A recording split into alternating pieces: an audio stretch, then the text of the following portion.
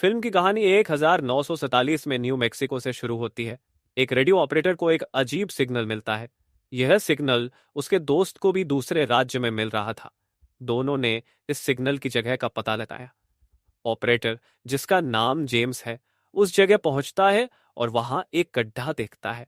उसका कुत्ता गड्ढे की ओर भागता है, लेकिन वापस नहीं आता। जब जेम्स अपने कुत्ते को लेने जाता है तो उसे गड्ढे में कुछ अजीब दिखाई देता है और अचानक एक तेज रोशनी में गायब हो जाता है। फिर कहानी 2003 में जाती है, जहां अंटार्कटिका में वैज्ञानिकों को बर्फ के नीचे एक अज्ञात वस्तु मिलती है। वे इसे बाहर निकालते हैं और नासा को सूचित करते हैं।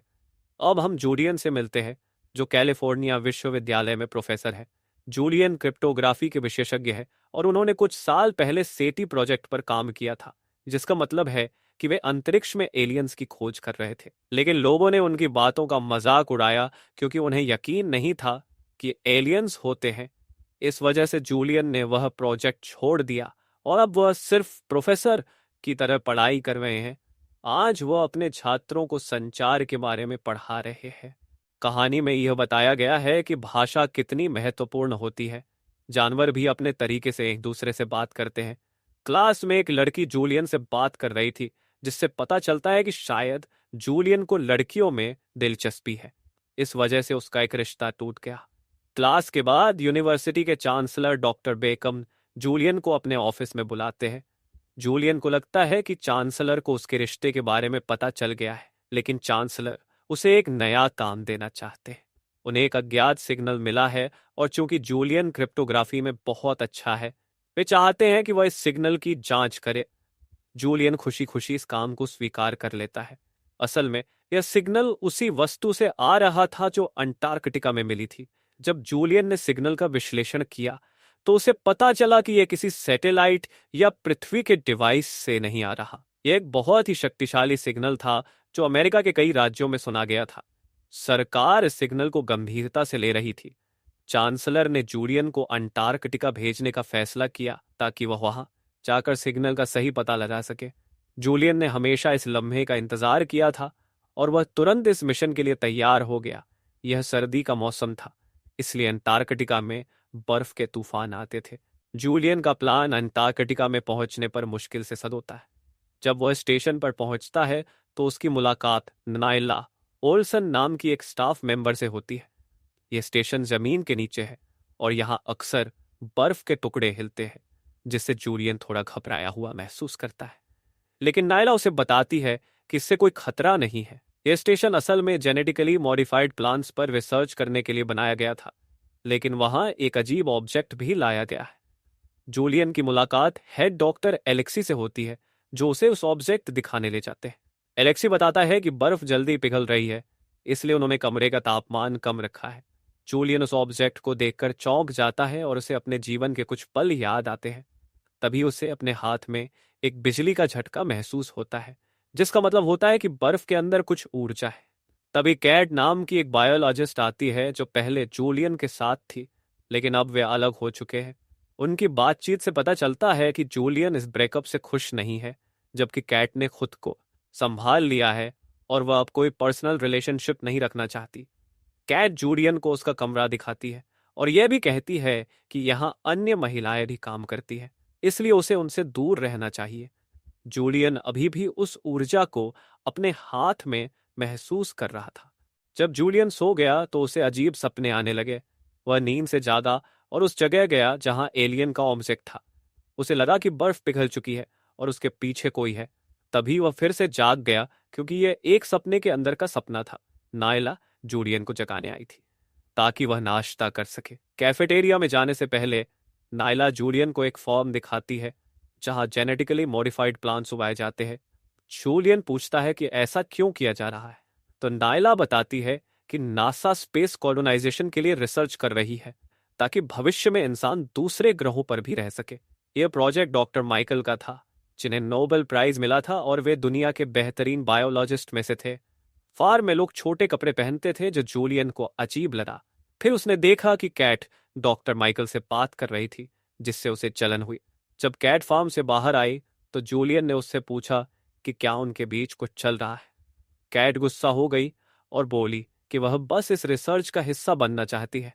वहीं वॉशिंगटन डीसी में कुछ सरकारी लोग इस एलियन ऑब्जेक्ट के बारे में मीटिंग कर रहे थे। डिफेंस सेक्रेटरी रोनाल्ड जूलियन की फाइल देखता है क्योंकि सरकार पहले से ही सिग्नल और उस ऑब्जेक्ट के बारे में जानती थी। अजीब बात यह थी कि सेटी प्रोजेक्ट में काम करने वाले सभी वैज्ञानिक उस स्टेशन में इकट्ठा हो गए थे। ब्रेक के दौरान जूलियन की मुलाकात कम्युनिकेशन एक्सपर्ट ग्राहम से होती है।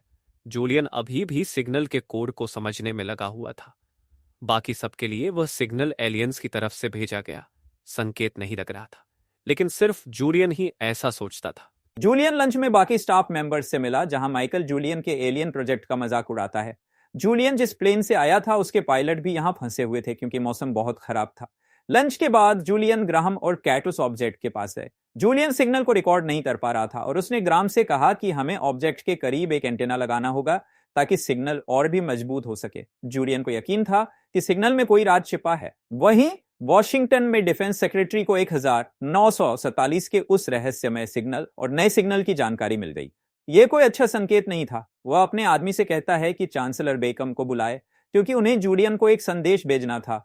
अंटार्कटिका के स्टेशन में वह ऑब्जेक्ट रस्सी टूटने की वजह से गिर गया और बर्फ टूट गई। जब स्टाफ मेंबर्स उसे देखने आए तो वे हैरान थे। ऑब्जेक्ट का आकार अलग था, यह न पत्थर था और नहीं कोई प्रागैतिहासिक जानवर। यह भी साफ था कि यह कोई मेटेओरॉइड नहीं था क्योंकि मेटेओरॉइड सिग्नल नहीं भेजते। माइकल अब भी इस बात से इनकार कर रहा था कि यह कोई एलियन ऑब्जेक्ट है और इसे बेमतलब की बात कहकर अपने फोन में चला गया। जूलियन सोचता है कि यह एक ब्लैक बॉक्स की तरह है, शायद यह किसी शिप से गिरा होगा और बार बार डिस्ट्रेस सिग्नल भेज रहा है। एक स्टाफ मेंबर कहता है कि हमें इसे लाना चाहिए, लेकिन कैट बताती है कि यह सही आइडिया नहीं है क्योंकि इसके अंदर कोई खतरनाक वायरस हो सकता है। बाकी सबको ऐसा नहीं लगता, लेकिन कैट चिंतित थी और उसने जूलियन से कहा, अगर उस ऑब्जेक्ट के अंदर सच में एक एलियन हुआ तो हम उसके सामने बिल्कुल निहत्थे होंगे क्योंकि वह हमसे बहुत ज्यादा विकसित होगा और हमारी तकनीक उसके सामने कुछ भी नहीं होगी।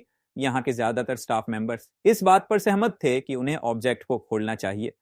जब उन्होंने उसे काटना शुरू किया तो एलेक्सी ने देखा कि ऑब्जेक्ट का एक टुकड़ा उसके हाथ लगा। वह बोला कि यह कोई पत्थर का टुकड़ा नहीं है बल्कि कार्बन बेस्ड एलॉय है, मतलब यह इंसानों द्वारा बनाया गया है। इस बीच जूलियन कोड को समझने में लगा हुआ था। नायला उसके पास आई और बाइनरी नंबर देखकर उससे कुछ सवाल पूछने लगी। उसे लगा कि यह एक पजल गेम की तरह है। नायला ने जूलियन को कुछ हिंट्स दिए जिससे वह कोड को एक अलग तरीके से डिकोड करने लगा और धीरे धीरे उसे जवाब मिल रहे थे। जब जूलियन ने कोड का अनुवाद किया तो उसमें लिखा था, इसे मत खोलो। यह जानकर नायला और जूलियन नीचे की तरफ भागे ताकि बाकी लोगों को सावधान कर सकें, लेकिन तब तक बहुत देर हो चुकी थी। ऑब्जेक्ट खुल चुका था और उसके खुलते ही एक शक्तिशाली इलेक्ट्रिकल डिस्चार्ज हुआ जिससे कुछ लोग मौके पर ही मर गए। जब जूलियन और नायला वहां पहुंचे तो उन्होंने देखा कि ऑब्जेक्ट के अंदर एक एलियन है, शायद यह उसका स्लीपिंग पॉड था। तभी वहां से एक केमिकल रिलीज होने लगा जिससे 4 लोग, जिनमें नायला भी थी, बुरी तरह प्रभावित हुए और उनके शरीर मोम की तरह पिघल गए। वहीं दूसरी तरफ सरकार के कुछ खास लोग मीटिंग कर रहे थे और चांसलर बेकम को भी बुलाया गया था। उन्हें बताया गया कि यह पहला ऑब्जेक्ट नहीं था जो उन्हें मिला। 1947 में भी ऐसा ही एक ऑब्जेक्ट पृथ्वी पर गिरा था। जेम्स नाम का एक आदमी जब उसके करीब गया तो वह भी प्रभावित हुआ। इस एलियन ऑब्जेक्ट में एक ऐसा वायरस है जो हर जिंदा चीज को चंद ही सेकंड में खत्म कर देता है। अगर उस स्टेशन से कोई प्रभावित इंसान बाहर निकला तो पूरी दुनिया का विनाश हो जाएगा। ऐसा पहले भी मंगल पर हो चुका है। शायद ये एलियन जीवन को खत्म नहीं करना चाहते, लेकिन ये वायरस उनके शरीर का हिस्सा है। इसलिए हम उस स्टेशन को न्यूक्लियर बम से उड़ाने वाले हैं ताकि बाकी दुनिया बची रहे। चांसलर बेकम को इसीलिए बुलाया गया था ताकि वो अपने दोस्त जूलियन को समझा सके। एक रूसी पनडुब्बी उस इलाके की ओर बढ़ रही है और वह 3 घंटों में वहां पहुंच जाएगी। बेकम को कहा गया था कि वह जूलियन को पूरा सच न बताए, लेकिन जूलियन कोई बच्चा नहीं था, वह सब समझ गया। ये स्टेशन पूरी तरह से सील था, इसलिए अंदर जो भी हुआ उसका बाहर की दुनिया पर कोई असर नहीं पड़ा।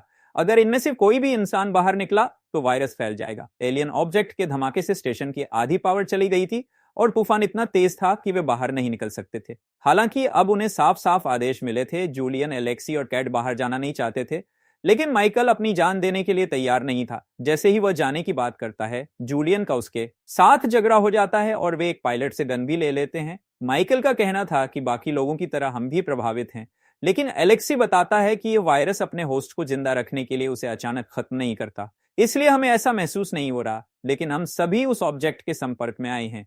उन्होंने वहां एक कैमरा लगाया था और जब बहस चल रही थी तो जूलियन ने देखा कि एलियन अब अपने पॉड में नहीं था। यह देखकर सभी घबरा गए क्योंकि अगर वह एलियन मर गया तो ये लोग भी मर जाएंगे, इसलिए सभी उसे ढूंढने लगे और माइकल बेकाबू हो रहा था। जूलियन ने एलियन को देखा और अपनी टॉर्च नीचे रख दी ताकि एलियन समझ सके कि वह उसे नुकसान नहीं पहुंचाएगा। एलियन उसके सामने आया और उसके सिर को पकड़ लिया। वह जूलियन को कुछ विजन दिखाने लगा, जैसे अंतरिक्ष और उसका ग्रह। लेकिन तभी पायलट वहां आया और उसने एलियन को देखते ही गोली चला दी, क्योंकि उसे लगा कि शायद एलियन जूलियन को मारने वाला है। गोली लगते ही एलियन के शरीर से ऊर्जा निकली और वह गायब हो गया। जूलियन ने कहा कि उसने एलियन का डर महसूस किया, लेकिन यह भी कि वह उसके साथ सुरक्षित था। माइकल चिल्लाते हुए बोला कि 3 घंटों में यह जगह पूरी तरह से तबाह हो जाएगी, हमें यहां से निकलना होगा। जूलियन ने कहा कि जब तक सभी का ब्लड टेस्ट नहीं होता तब तक हम कोई फैसला नहीं करेंगे। जब सबके ब्लड टेस्ट के रिजल्ट आए तो पता चला कि सभी के शरीर में वायरस था। इसका मतलब था कि या तो उन्हें यहीं मरना होगा या बाहर जाकर बाकी दुनिया को भी खत्म कर देना होगा। जूलियन के कहने पर कैट एंट्रेंस गेट का कोड बदल देती है ताकि कोई बाहर न जा सके। रूसी पनडुब्बी अब बहुत करीब थी और उन्हें ऊपर से आदेश मिला कि उस खास इलाके पर बम गिराना है। अगले 18 मिनट में फायर करने वाले थे। माइकल अपनी जान देने के लिए तैयार नहीं था, इसलिए वो पायलट के साथ झगड़ा करने लगा। वह लोगों को चोट पहुंचाकर एक दूसरे रास्ते से बाहर निकलने की कोशिश कर रहा था। लेकिन जैसे ही वे फार्म से गुजर रहे थे, वहां के सभी पौधे कुछ ही सेकंड में मुरझा गए। अगर वे बाहर गए तो दुनिया का भी यही हाल होगा। यह देखकर पायलट रुक गया। जूलियन ने कहा कि वह पूरी इंसानियत को खत्म नहीं कर सकता, लेकिन माइकल को उसे गोली मारनी पड़ी। जूलियन ने जब यह देखा तो वह माइकल के पीछे भागा, लेकिन तब तक वह बाहर निकल चुका था। एक अजीब बात हुई, एक इलेक्ट्रिकल चार्ज जैसे बबल ने उन्हें सुरक्षित रखा, लेकिन बाहर बहुत ज्यादा प्रेशर था।